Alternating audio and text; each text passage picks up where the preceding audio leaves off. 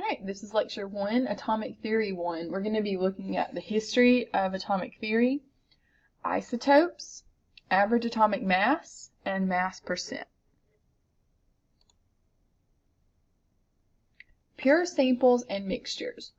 A pure sample contains particles or units of one specific atom or molecule. So an atom is a single element from the periodic table. So a pure substance could be made of just one atom. For example, a sample of gold could be pure if it only had gold atoms in it. But a pure sample could also be made of molecules or compounds. A compound is two or more elements that are joined by a chemical bond. So a sample of carbon dioxide is pure if it has only carbon dioxide in it. A mixture, on the other hand, contains particles or units of more than one specific atom or molecule. So we say that the particles in a mixture are not identical. For example, you might have some O2, some oxygen gas, and some H2, some hydrogen gas. If those were bonded to make water, a compound, then that would be a pure sample. But as long as they're separated and both in the same container, then it is a mixture.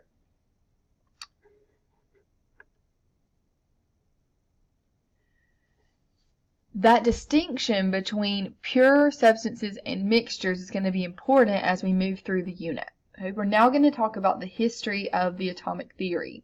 So this began really early on with two scientists, Democritus and Lavoisier.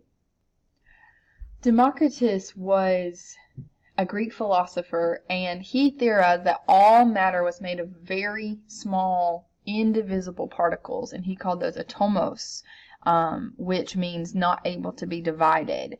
And this was really the first mention of the atom, or this idea of the atom. However, he was countered by another philosopher named Aristotle, and Aristotle said if that was true, if everything was made of these tiny particles, then everything would fall apart like a sandcastle. And so Aristotle's ideas really took over Democritus, and although he was the first one to theorize the atom, that idea really didn't stick. So Lavoisier later, so you see how much later that is, 1700 years later or more, again brought up this idea of the atom, and he carefully weighed reactants and products in various chemical reactions and found that the mass wasn't created or destroyed. And so here he verified the law of conservation of mass, and that kind of led to the idea of the atom again, because what is it that isn't created or destroyed? What is it that's changing in these chemical reactions? It's just atoms that are being rearranged. He also gave oxygen its name, and so he is one of our main scientists as we think about the history of atomic theory. Later, just a little bit later than Lavoisier, we have Joseph Proust. And again, you don't have to know these people's names, but just kind of think about how we get to this idea of the atom. So we have an idea, and it was just that from Democritus, that particles had some smallest piece that couldn't be divided.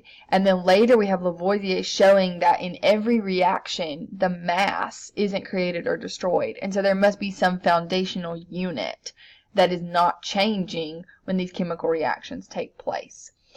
We then come up with the law of definite proportions, which showed that pure samples, again we're talking about pure substances here, of the same compound always had the same proportion. So every time they tested water, it had exactly the same amount of oxygen and hydrogen.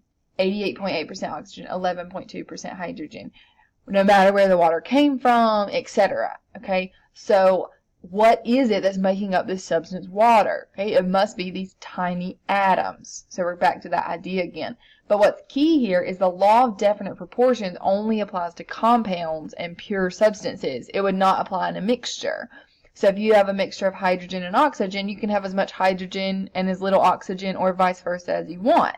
But if you have a compound, then that proportion is definite. John Dalton starts to put some of these ideas together, and he said that if elements were made of tiny indivisible particles, then the molecules, these compounds, are always going to be made of equal numbers of these elements. And so that applies to the law of definite proportion. So why does water always have the same percent oxygen as it does hydrogen? Well, that's because it's always made of 1 oxygen and 2 hydrogens. So this element that he proposes is going to explain this consistent percentage. Okay, so the law of definite proportions lays the foundation for this idea that elements make up compounds. So John Dalton, in his atomic theory, has 4 postulates. He said each element is composed of tiny particles called atoms, and he was correct. He said that all atoms of a given element are identical. This is not correct. And he said that all atoms of different elements are different. That is correct. He said that atoms are not created or destroyed in a chemical reaction. They are dissociated, combined, or recombined, but not created or destroyed. And that is a key correct postulate. He also said that compounds are formed when atoms of different elements combine with one another, correct, and a given compound always contains the same relative numbers and types of atoms, correct. So he said water is formed, for example, when atoms of hydrogen and oxygen, which are different, combine. And every time you have that compound, it always contains the same relative number, 2 to 1, and type, hydrogen to oxygen, of atoms. So for the most part, John Dalton was correct. The only thing that he messed up on was that those atoms of a given element are identical. And we'll talk about how they're different. Here's an example, again, of our atomic theory. So we have hydrogen and oxygen, those 2 elements making up the compound.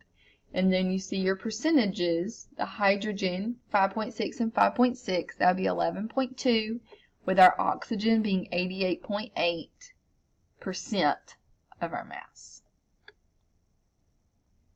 All right, what about the way the atom is arranged? So we now know that the atom is composed of protons, electrons, and neutrons, but how do we know that? So now we're going to talk about the history of atomic structure, starting with J.J. Thomson in his cathode ray experiment. In the cathode ray experiment, we have this source of electricity, and we have an empty tube that contained one particular gas. Okay, so the tube was evacuated, and then it would have one particular gas in it. They would then hook up the battery to this tube, which was called a cathode ray tube, and when they did, they saw a stream of particles. Okay, but they didn't really know what these particles consisted of. He then applied an electric field to these particles, and the particles were moved or deflected by that electric field. So you have the negative electric field and the positive, and these particles always move toward the positive. So what does that tell us about the particles? If they move toward the positive, then we know the particles must be negative. So from this, we found the electron. So J.J. Thomson discovered the electron by this stream of particles in the cathode ray tube. And those particles were the electrons moving. And they always moved toward the positive. So that's how we knew that electrons were negative. Following him, we have Ernest Rutherford's experiment called the gold foil experiment. In this gold foil experiment, he had a radioactive material inside a lead block. Now this is important because a radioactive material gives off 3 types of particles: alpha, beta, and gamma.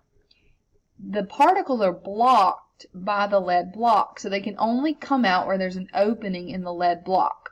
So he made this opening very small and pointed this way so that it would come forward.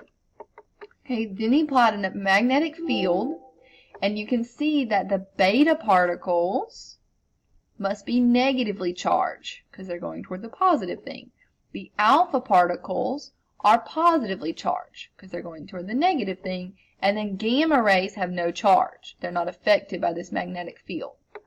See how much the beta particles turn toward the positive? That's because they are very light. So know that the mass of a beta particle is very small. An alpha particle is a little bit bigger. So it is positively charged because it's going toward the negative, but it's a little bit bigger than a beta particle. You can see it doesn't turn as much. So Ernest Rutherford, after discovering or knowing that there's these three types of particles, he's going to shoot these particles at an atom, okay, specifically a gold atom. And he used gold foil, and he made that foil really, really thin, so it only consisted of a few atoms. He expects that these rays are going to go straight through the atom. But what happened instead was that some of the rays were turned. You see these being turned? And some of them even came back. Now these rays that are being deflected here, we're talking about alpha particles. Okay? The beta particles, the gamma particles, okay, not affected. We're talking about the alpha particles here. So here you can see this is what he theorized was happening. So here's the atom. These are gold atoms, but it doesn't really matter. But we're talking about an atom. And then some of the particles, actually most of them, go straight through the atom. So the reasoning behind that, why do they go straight through? Because this area that they're going through is the electron cloud. And it's mostly empty space. So those particles can go straight through the cloud because it's mostly empty. However, some of these alpha particles were turned away. Okay? What charge do alpha particles have? Positive charge. What charge does the nucleus have? It must be positive because the alpha particles are being turned away. Positive and positive are not going to attract, but they're rather going to repel. Again, we see another alpha particle coming in, getting too close to the nucleus, turning, and a few, very, very few of those alpha particles actually hit the nucleus, and they would turn around. So alpha particles are positive. They're coming into the atom. Most of them, 99.9% of them are going straight through, but a few of them are making contact with the nucleus, which no one knew about before Rutherford. Okay, he found the nucleus using these alpha particles. They run into the nucleus, they turn around or are deflected because both alpha particles and the nucleus were positive. So from Thomson we discovered there are electrons. We don't know where they are or anything like that. And so Rutherford comes up with this idea using this experiment that the electrons are in that cloud, mostly empty space, and then our positive charged stuff is in the center. Again, we don't know that there's protons and neutrons in there. We just know there's a positively charged center called the nucleus. So from this, we get Rutherford's model. The nucleus is small and positive, and it has protons and neutrons. He did not know that yet. Okay, that's key. He just knew there was a nucleus and it was positive. And then we know there are negatively charged particles called electrons. They're really tiny, and they occupy the space, the volume, but only by moving around in that empty space. So it's not like an electron is big, it's just that they move around in that empty space and create volume for the atom. So you have the proton positive, electron negative, neutron neutral, and notice their sizes or their mass. Proton and neutron both have a mass of what we call 1 AMU. That's just a unit we made up called atomic mass unit. And then you have the electron with a tiny, tiny, tiny, tiny mass. So when we talk about the mass of the atom, we're talking about the protons and neutrons. That electron really is not contributing at all to our mass. We can talk about the properties of an element by talking about its protons, electrons, and neutrons. And so we write that in a symbol like you see here. So this is the symbol for carbon 12. The number at the top left is your mass number. And that's your protons and your neutrons, because they make up the mass of the atom. And then at the bottom left, you have your atomic number, which is your number of protons, and this would also be your number of electrons as long as your atom was neutral. Notice that we don't have a charge on this carbon. It would be up here in the upper right-hand corner. And the absence of charge tells us that our positive and our negative, our protons and our electrons, are balanced out.